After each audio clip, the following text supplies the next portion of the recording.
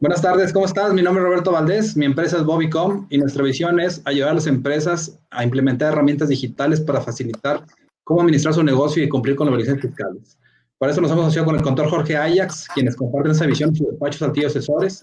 Contador, buenas tardes, ¿cómo estás? Don Robert, muy buenas tardes. Aquí por este medio, dadas las circunstancias, pero pues las noticias no se detienen y hay que seguir informando, ¿no? Es correcto, contador. Este programa lo denominamos criterio fiscal digital, ya que está basado en una columna que el contador tiene, que se denomina criterio fiscal en el diario de Coahuila, y que él toca temas fiscales y obviamente que le repercuten a las empresas.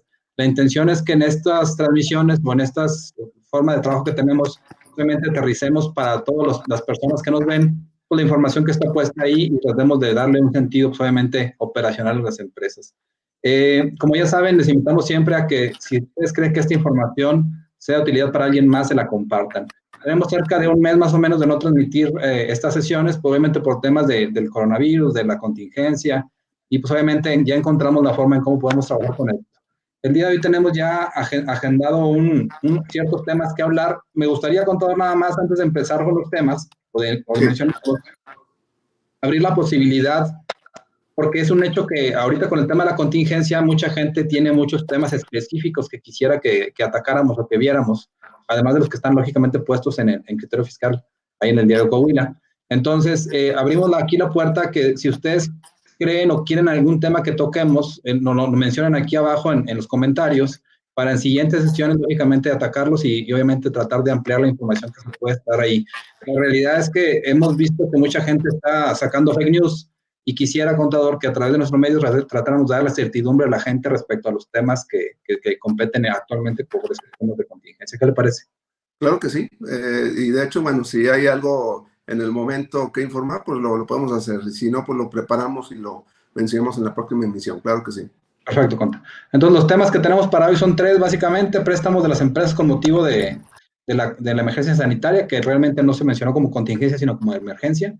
Es correcto. Obligaciones en materia de ley antilavado durante la emergencia sanitaria y opciones de PRODECON respecto a la retención de IVA del 6%. Aquí a un Es lado correcto. voy a estar compartiendo frecuentemente esta lámina donde vienen los datos de nosotros, contacto de WhatsApp, contacto de correo electrónico, el Facebook, incluso el podcast que ambos tenemos, uno denominado Contador 4.0 y otro denominado Criterio Fiscal Digital, donde esta información que estamos presentando hoy se comparte para todos, para que tengan acceso a ellos. Se puede buscar en Spotify o cualquier programa de podcast, prácticamente ya está por ahí también. Correcto.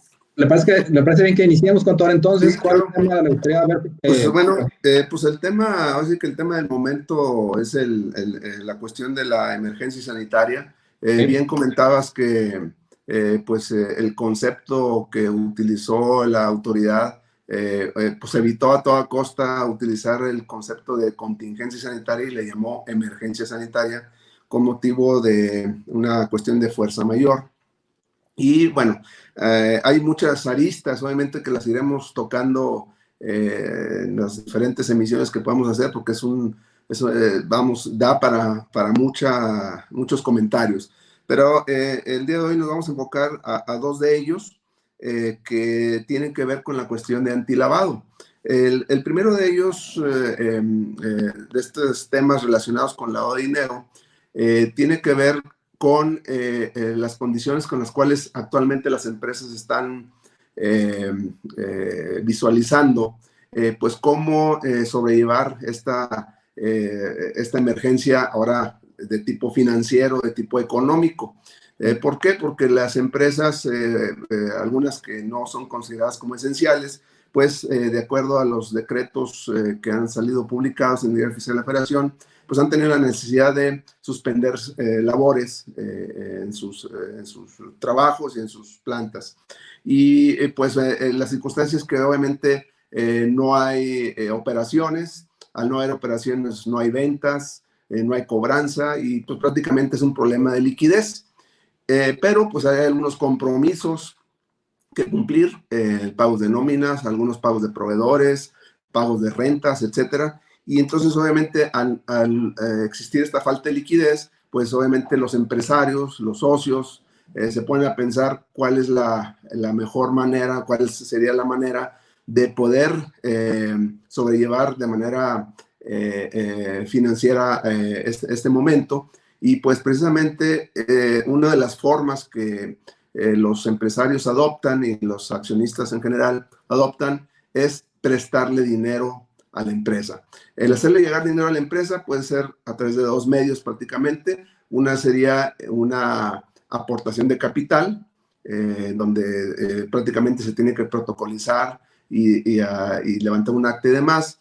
Pero la otra, también muy recurrente, es prestarle dinero a las empresas. Entonces, aquí en este punto precisamente es donde queremos llamar la atención de que una cuestión de alguna manera demasiado simple o demasiado sencilla se pudiera parecer el prestarle dinero a las empresas, pero se nos olvida de momento que esos préstamos que se hacen a las empresas pues pueden tener una repercusión en la cuestión de antilavado.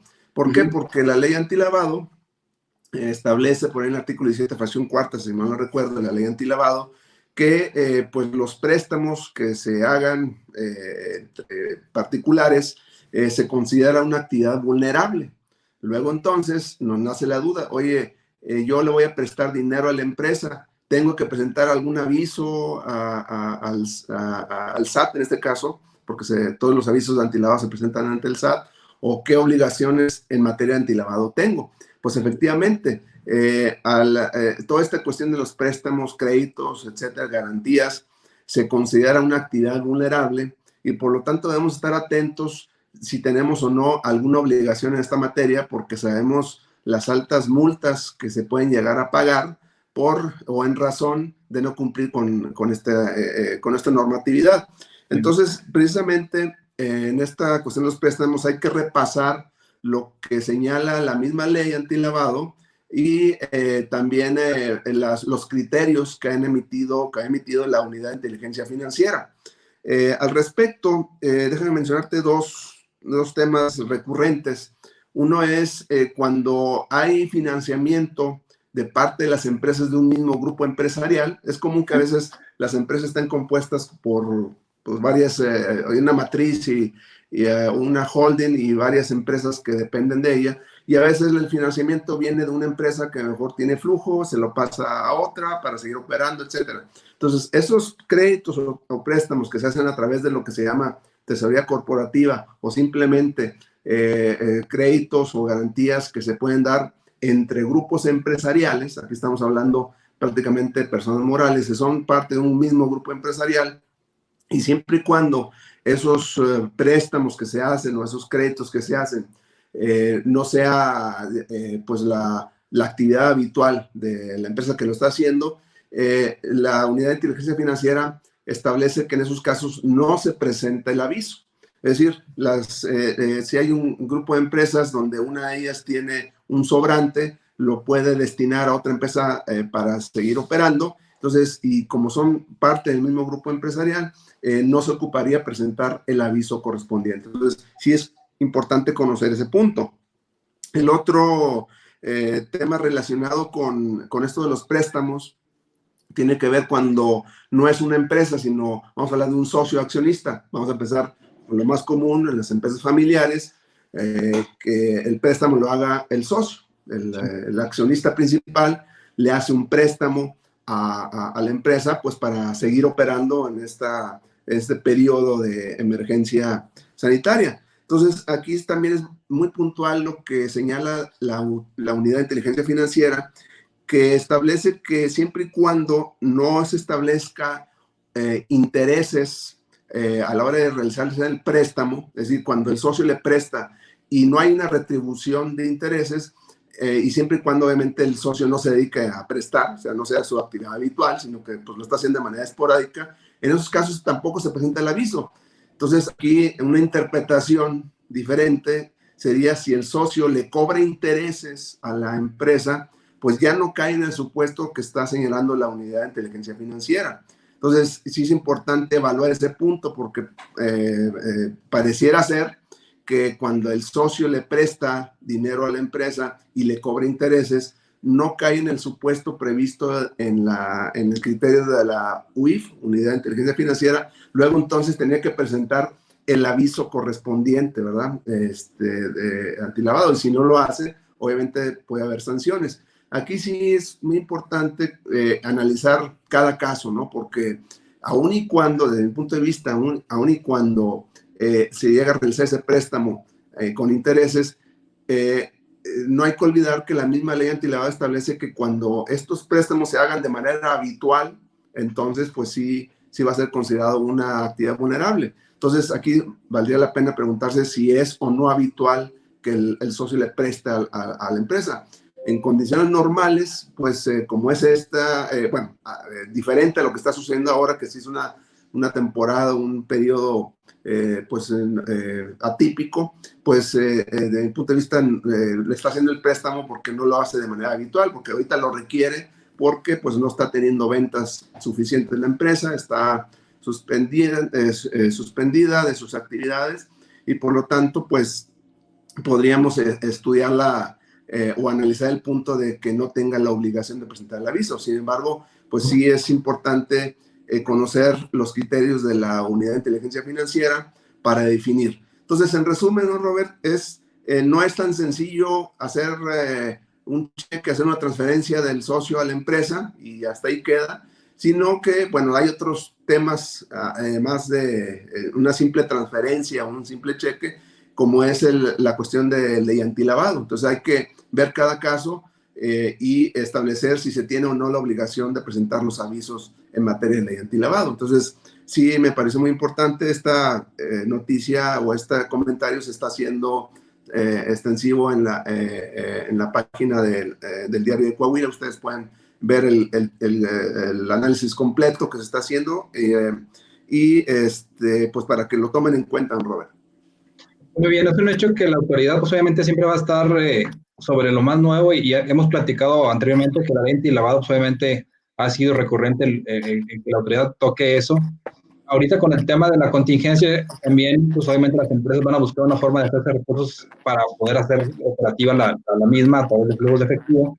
Y como usted dice, es recurrente que los patrones usen sus propios recursos a veces que tienen guardados, o incluso el cruce de empresas que son del mismo patrón. Pues nada más hay que tener unos cuidados para no caer en el supuesto que tal vez nos obligue a hacer la declaración en este caso, de que somos actividad vulnerable. Básicamente, es correcto.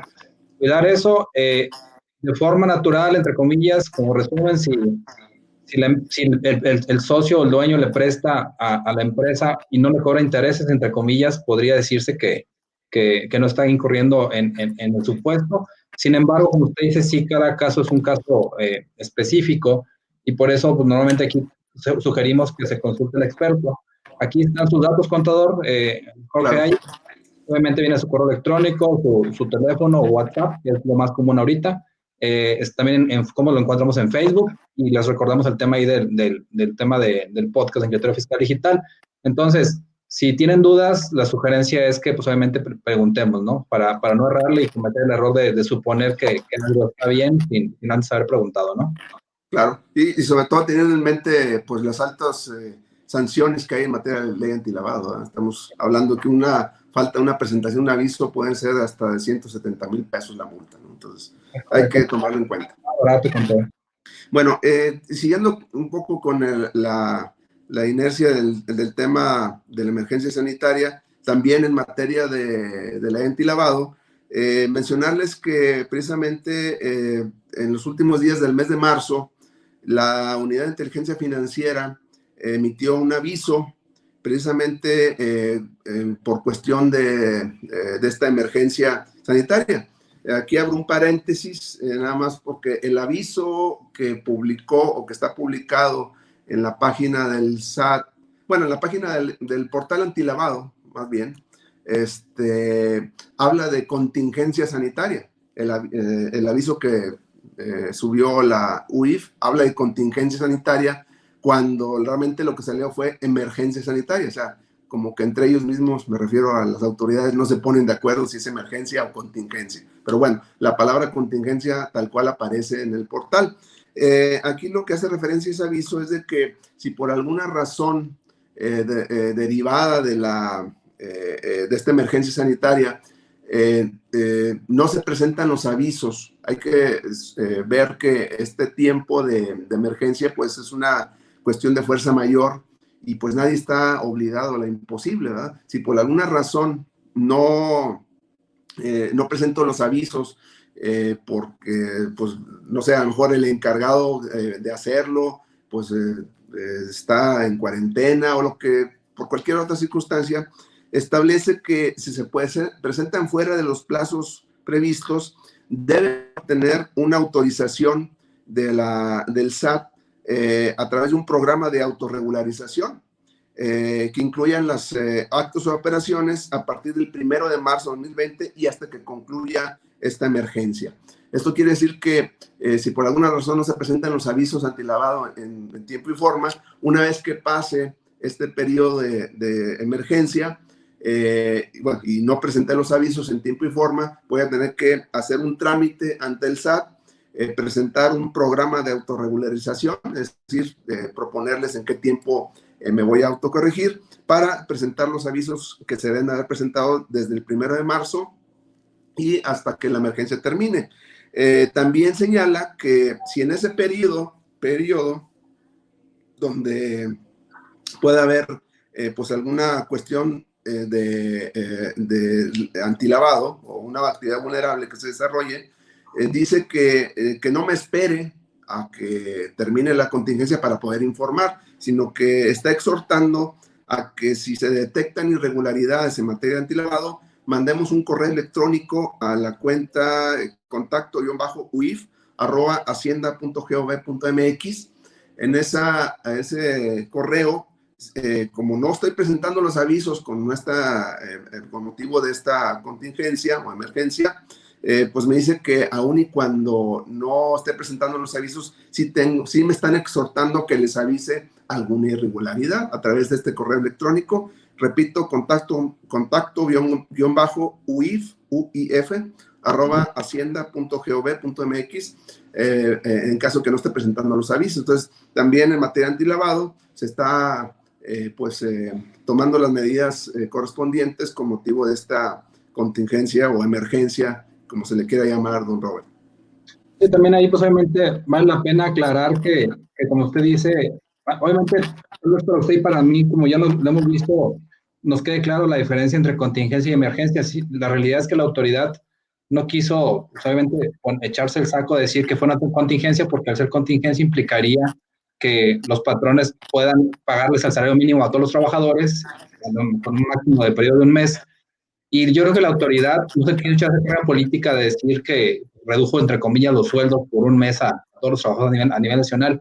Y por eso usaron esa palabra, para mí fue una palabra como que sustituta, que pues, buscó básicamente, entre comillas, engañar, ¿no? Es decir, el tema de emergencia. Entonces, quedando claro eso, entender que pues, al final de cuentas, ahí cada quien lo interpreta como quiere, pero la realidad es que el efecto que estamos teniendo pues, es como un efecto de contingencia. O sea, es la realidad. Simplemente, si se están presentando avisos o no, se tiene que dar, en este caso, notificar a la autoridad competente.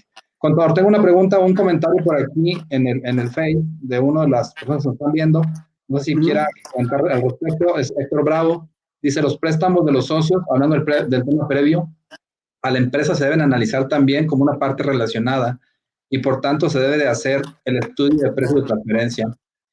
Sí, en este tema efectivamente, digo, otra arista, como estábamos comentando, esta cuestión tiene varias aristas, pues precisamente si obviamente al ser socio, ya sea persona física, persona moral, al haber operaciones entre partes relacionadas, pues efectivamente también hay otro tema ahí ya relacionado, no con un antilavado, pero sí con un tema de ley de impuesto a la renta, porque efectivamente si no se cobran intereses o si se cobran esos intereses y esos intereses no equivalen a una valor de mercado, pues vamos a tener problemas para la deducción, en su caso, de ese gasto. Entonces, efectivamente, la circunstancia, además de cuidar la cuestión antilavado, es cuidar el tema de partes relacionadas, porque obviamente se cae específicamente en el supuesto de partes relacionadas. Entonces,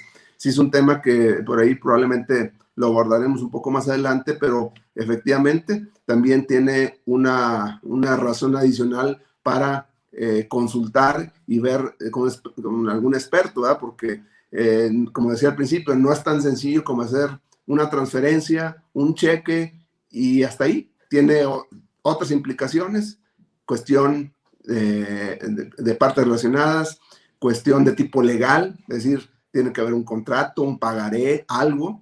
Tiene, obviamente, la parte de antilavado. Entonces, sí, hay que cuidar mucho esos detalles que a veces pues los olvidamos, la verdad de las cosas, o no preguntamos, y pues el día de mañana esto puede ser contraproducente, ¿no? Porque imagínense ustedes un préstamo de un socio donde no se cuiden estos detalles, a lo mejor no se hizo contrato, que en una revisión la autoridad en donde hizo el depósito en la empresa lo va a considerar como un ingreso acumulable si no le demuestro lo contrario.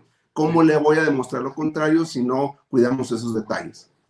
Las formas, ¿no? Que tenemos que tener lo necesario que sustenta la operación. Hablamos en este caso de un contrato de préstamo o si maneja intereses, o el contrato con intereses y eso.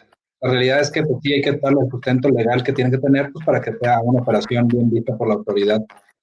El último punto que tenemos en la lista, contador, Sí, con respecto a la retención del IVA del 6%.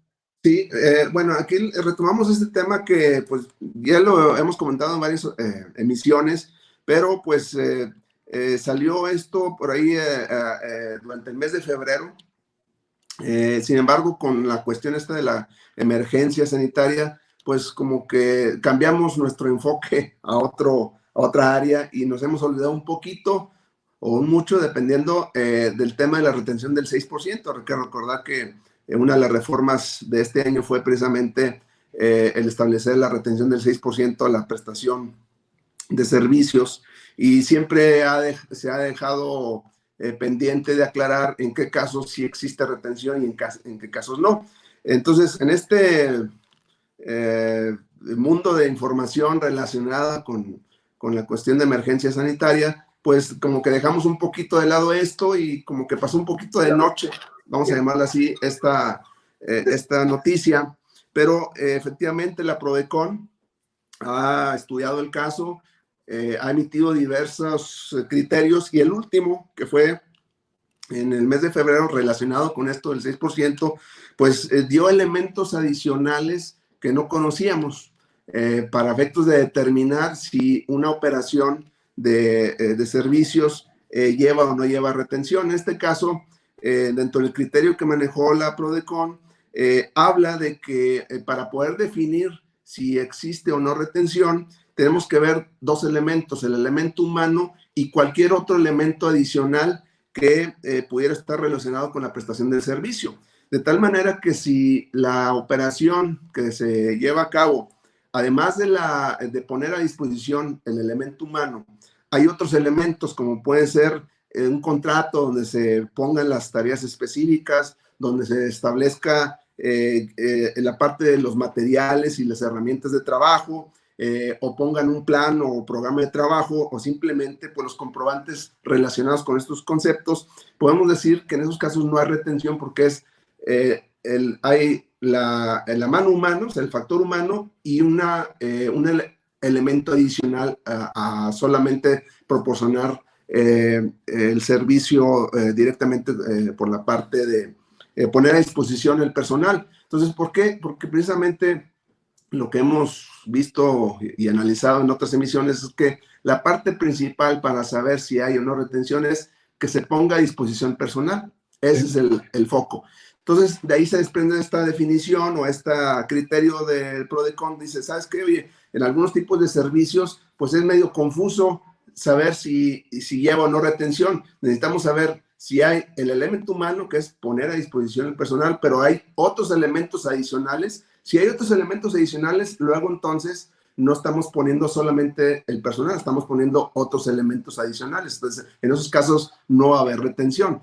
Entonces, este criterio se me hace, pues obviamente muy explicativo, o sea, me parece que es bueno y sí explica o da elementos adicionales. Lo lamentable del asunto que es un criterio de Prodecon que obviamente no tiene peso legal, simplemente es a medida de de referencia, pero ojalá que en un momento dado podamos ver un criterio del SAT pues ya más apegado a lo que dice la PRODECON, o bien una regla miscelánea que pues, se base en estos elementos adicionales. Entonces, creo que esta parte es muy interesante. Ustedes pueden entrar a la página de PRODECON y ahí van a encontrar este criterio en el mes de febrero con el número 5, diagonal 2020, diagonal CTN, diagonal CS, diagonal SASEN.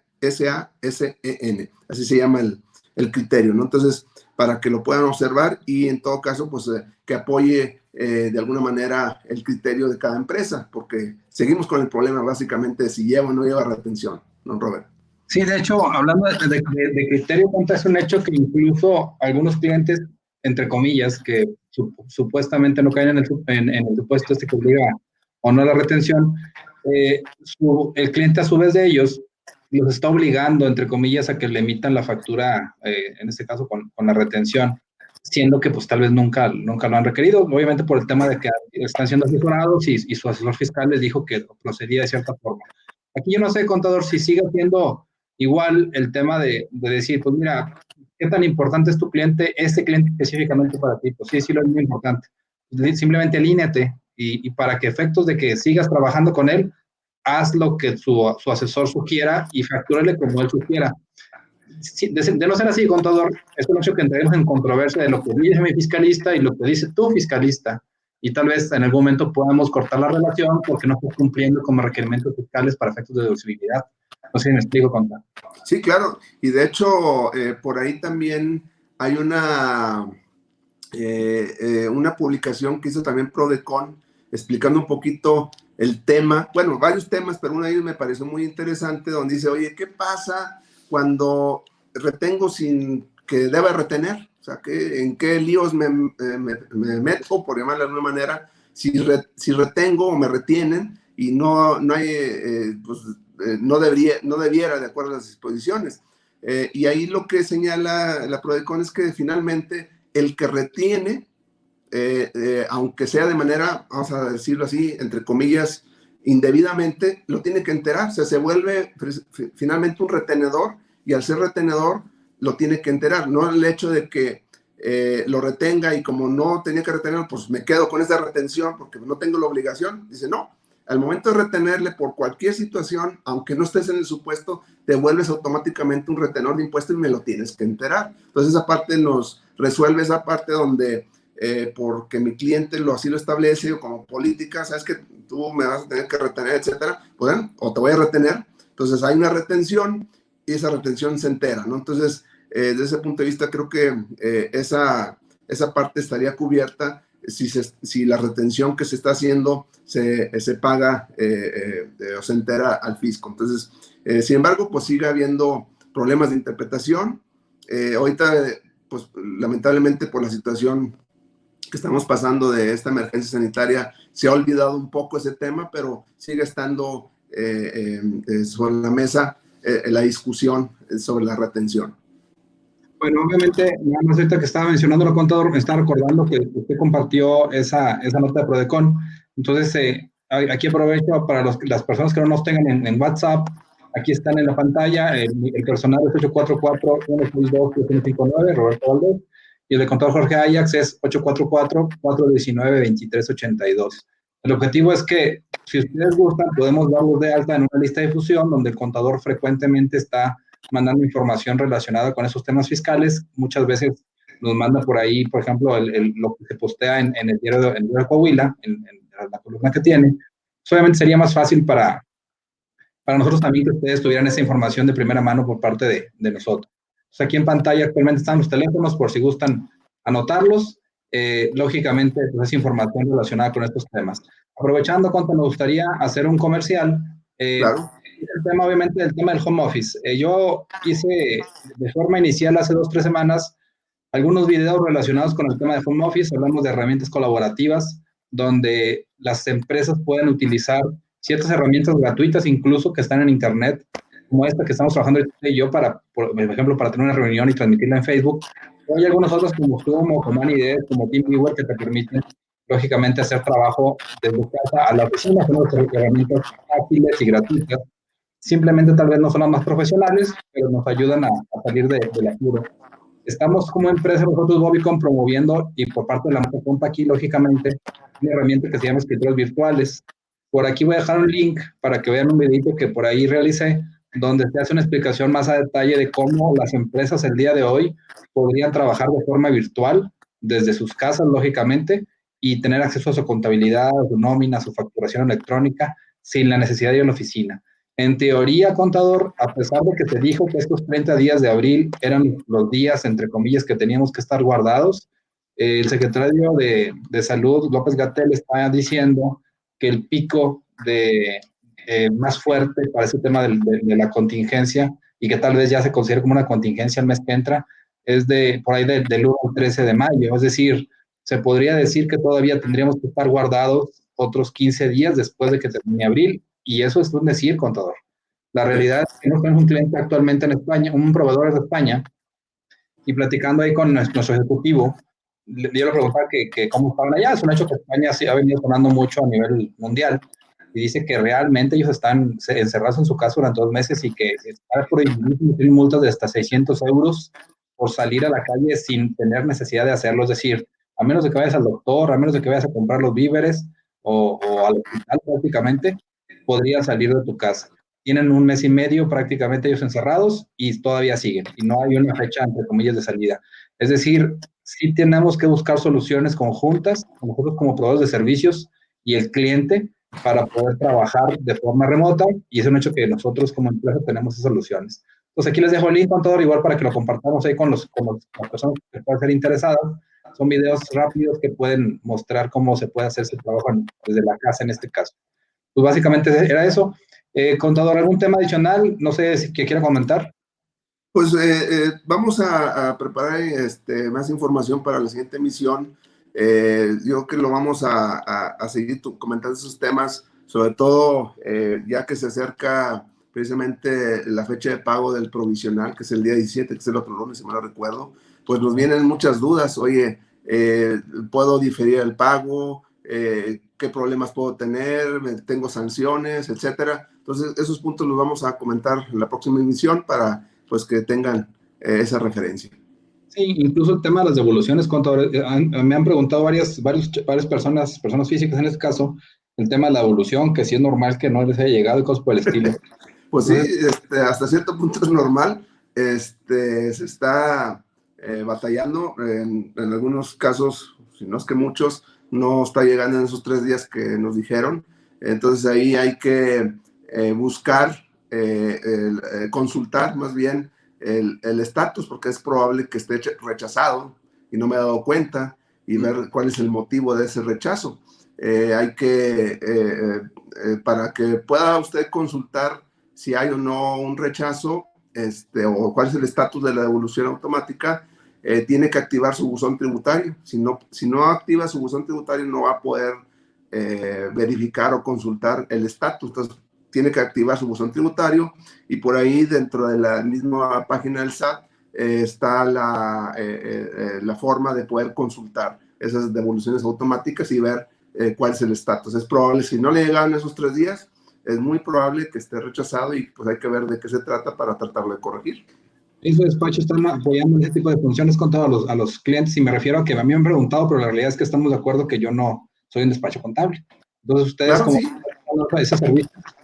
Sí, claro. Digo, de hecho es parte de lo que en este mes de abril es lo usual, ¿verdad? Aquí en el despacho. En el mes de marzo, pues nos enfocamos a personas morales, y en el mes de abril a personas físicas. Y pues efectivamente cualquier tema lo podemos ver aquí en el despacho, claro que sí.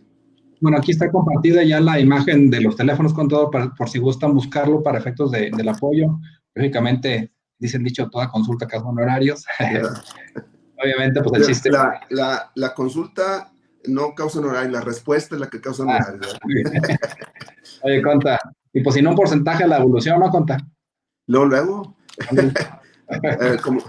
como dicen, ya que está el 19%, el 19 está de moda, vamos a ponerle 19. Muy bien. Bueno, pues obviamente les pedimos de favor que si ustedes creen que esta información puede ser de utilidad y en más, de favor se lo compartan. Aquí están nuestros medios de acceso en Facebook, en WhatsApp, en el podcast. Les invito mucho que escuchen los podcasts, están muy buenos, no estas mismas transmisiones, a veces es más fácil cuando estás, a lo mejor ahorita que están en la casa, están trabajando, pueden estar escuchando el audio, solamente el podcast básicamente es eso, en Spotify nos pueden encontrar como Contador 4.0 y obviamente como Criterio Fiscal Digital de Taxman, que es el contador. Entonces, pues gracias. Igual espero podemos coordinar para ahorita que estamos en contingencia, a lo mejor como tenemos muchos temas retrasados, a ver si hacemos una transmisión al menos una vez por semana y tratar de irnos poniendo al día con los temas que traemos anteriores, y pues probablemente para que los clientes tengan de primera mano la información y ya no se dejen llevar por fake news, ¿no? Ok, perfecto. Bueno, pues gracias a todos, esperamos les haya gustado esta transmisión, les invitamos a que la compartan y nos vemos la próxima. Nos vemos, ahí le damos un abrazo por allá, porque mucho nos vemos. Nos vemos. Nos vemos.